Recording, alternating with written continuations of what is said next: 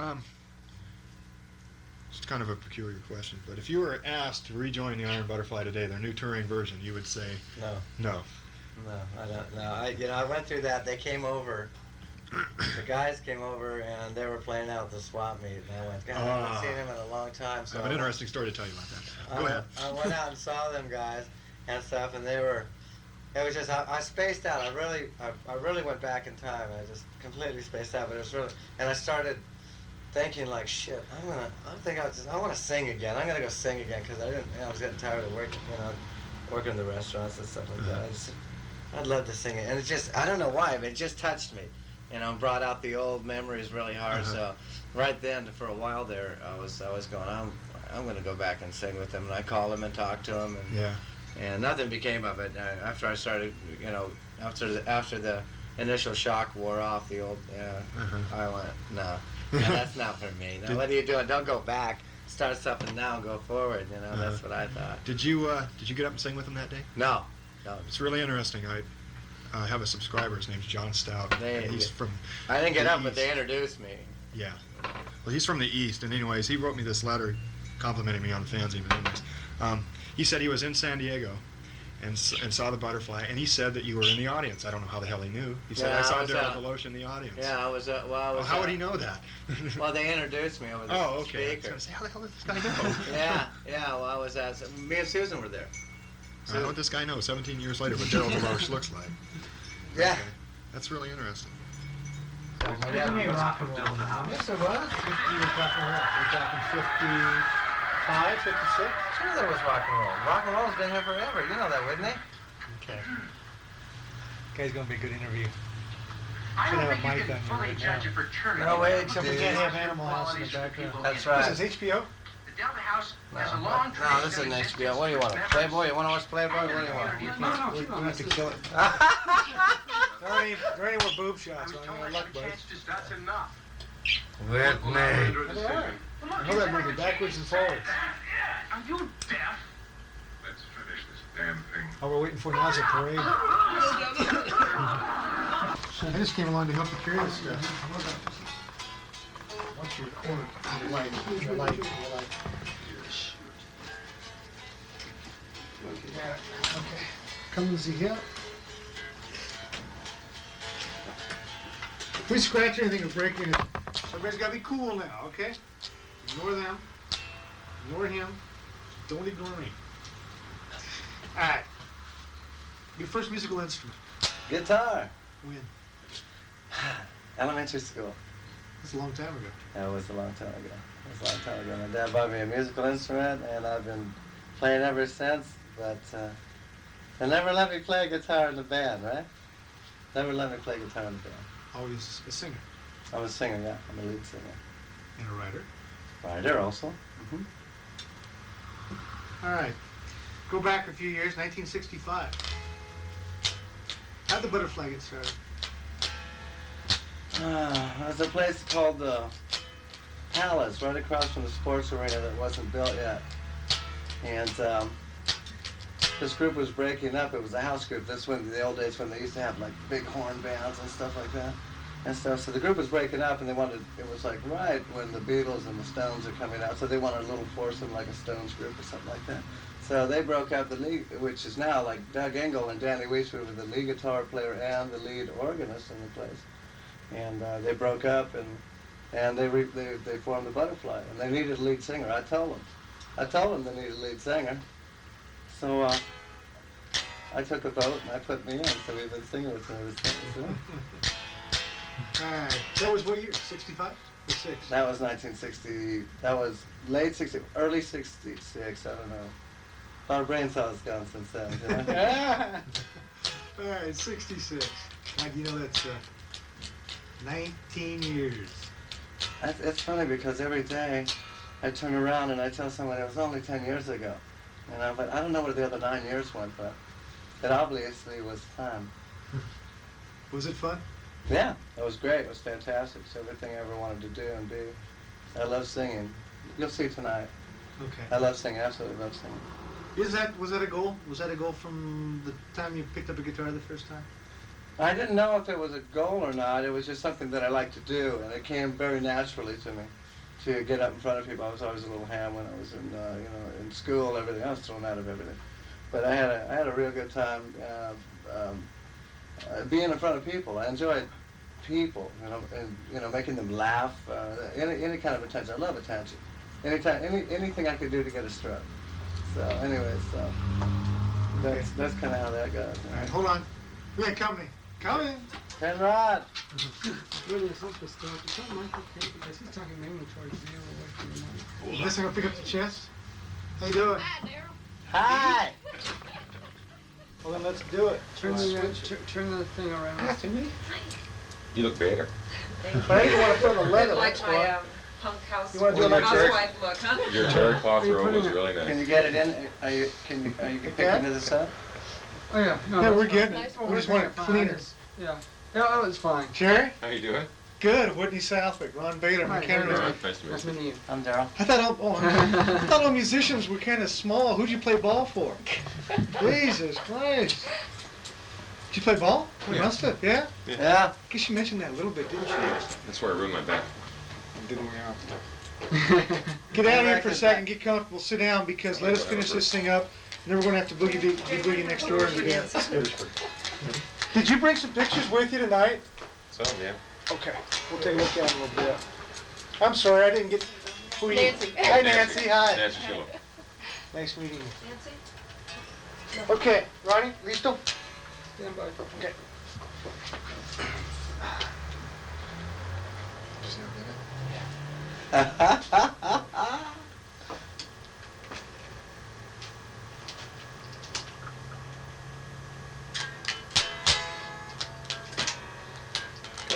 Okay, so the Iron Butterfly is formed, it's about 1966.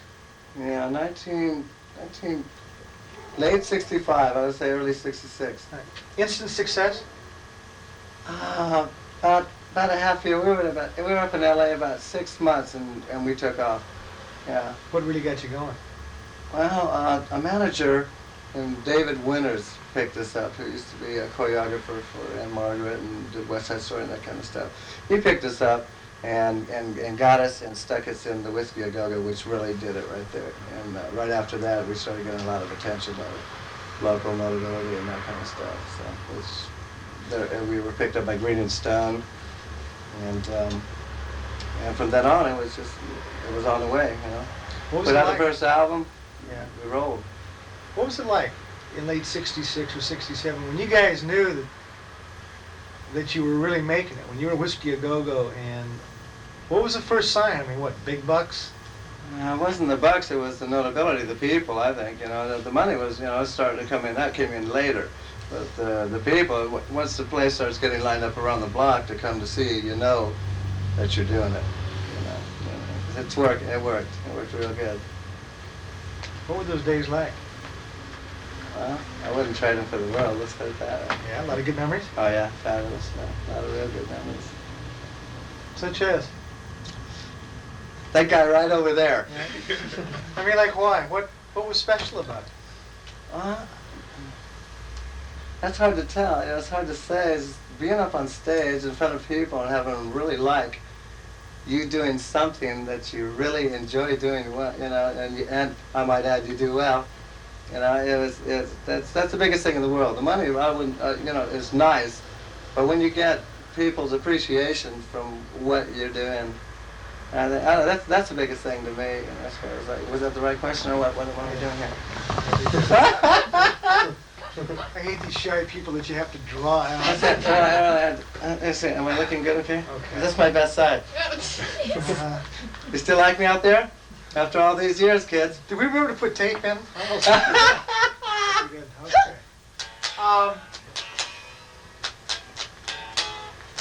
What was different about the Butterfly? Why? What made you special? What made you good? What made us good was the musicians. Jerry Penrod, Danny Wees, Doug Engel, Ronnie Bushy, and me. I was all right too. I wasn't too bad in there. I was not. You just blew the whole mic there. Yeah, I did everything. Okay. What was special? I mean, did you have a new sound? We had a brand new sound, absolutely. what we used to call it, it was like a psychedelic. Those were during the Big L days, in case you don't know what that is. Osley! Okay. But it was, then we had an absolutely real, just a totally different sound than anybody. In those days, it was easier to make it than now. There's so many good musicians out now. And I mean, I'm not taking away from anything from the guys, you know, that I played with and stuff. They were excellent musicians. But we just had a totally different sound than anybody else. And that's, I think, what did it. I think it was right time, right place, right music. And plus, we all had our hearts in it, and we were all going in the same direction. So. Is that good? Yeah, okay. Life was just a little strange, a little different. Oh, a little different, yeah, a little different. No condominiums in those days, you know. Yeah. But I mean, were you guys a lot of dope, a lot of women? Yeah, there was a lot of dopes on the street, but You get the impression there was a lot of drugs, and I hate. And, There was, there were. We can edit the hell out of this. Yeah. Was dope part of it? I mean, was everybody always stoned, or was that? No, not always, but every once in a while, Jerry would fall off the wagon. No, but I was the only one that tried to keep that stuff away from the group. And it's absolutely true, really. Hey, trust me, look in my eyes. Okay. Okay? Yeah. Okay. I can't believe I was what the you only, said. hey, darling, I love you. I was the only one in the whole group that never even smoked a doob. Okay. How about the women? There was no women and no dope. Susan's over there. Honey, I swear, And the narc- I was only with the boys. Oh, that's even worse. Cut. Wait a minute. Would it be a lot easier if there wasn't anybody else in the room? Huh? Would it be a lot easier if there was nobody else in the room? Yeah, I guess a little bit. I don't know. Susan, I you're gotta get embarrassing him. That was a long time ago. No, there's a lot of women. Yeah, there's a lot of Well, women don't say around. that now. Wait till we get the thing cranked up. You said you're going to be totally serious, right? Mm-hmm. The last time you was totally As soon as serious. I walked in, you're Never. not being serious? Sure. I'll never be a beast of bad. I couldn't believe you said that there was no drugs. You got it on tape. Wait. Talk to me about it. Talk to me. What was it really like? What was it really like? It was nuts. The 60s was absolutely nuts. It was such a rebellious time. There was a lot of LSD. There was a lot of drugs. Everybody did a lot of things. What was it like to be in a group that was literally on top of the world in 1966, 67, that was creating its own sound? You guys were probably more famous than the President of the United States in those days. I could have told him that. But what was it, No, what was it like? that was the happiest times of my life, really. I must say that. I mean it. I've never been happier than being on stage and singing with the boys and stuff. Why did it end? Why? Well, they're just group conflict. That's all it was. There was a little competition thing going between a couple of the musicians, and they broke up and stuff. And so the second group came into act, and I left the first group. And it's just just competition. Just ego. Musicians. Ego. I hate musicians. I hate them. 20 years ago. 20 years later, you're living on the beach in PB, you're a waiter now. Yeah. Carry plates for a living. You're just now getting back into music? Yeah, well, I've been playing off and on, but right now, yeah, I am just getting back into music. I have this group that I feel very fortunate that I'm singing with, a group called the Sears Brothers. Real popular group here in San Diego, great following. And ever since I've been in the group, they've really expanded. Their following is really big now. Where are you going with it, though? Where am I going? I'm just to the PB Cafe. After the PB Cafe. What would you like to see happen? Where do you want to be in 5 years? The president, of course. I don't think I'm going to go anyplace with it, but I'm having a good time doing and getting up and singing with them again. And it's been 18 years, since I got back up on stage, and I had to get away from it for a long time, and I did get away from it for a long time, and I've always wanted to get back into it, and these guys have given me the opportunity to get up and sing a little bit. So Why did you have to get away from it? I just got a mental block. Yeah. I just had to get away from it. Was that an It was effect? it was a fast life and stuff like that. I left LA because I had to get away from the whole scene, the whole absolute whole thing. Too much what? Too many women. Was that part of it? No. That's just I had to get away from it. All right, too many drugs. And I don't even want that to be a big part, but you know, you said one thing on the phone and now you're kidding around, and we don't know whether, you know, what was it really like? None of us that were ever in a group can imagine.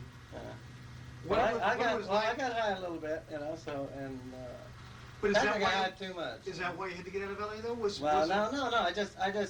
I lost my confidence. You know, after about 5 groups, after the Butterfly, and I put several groups together.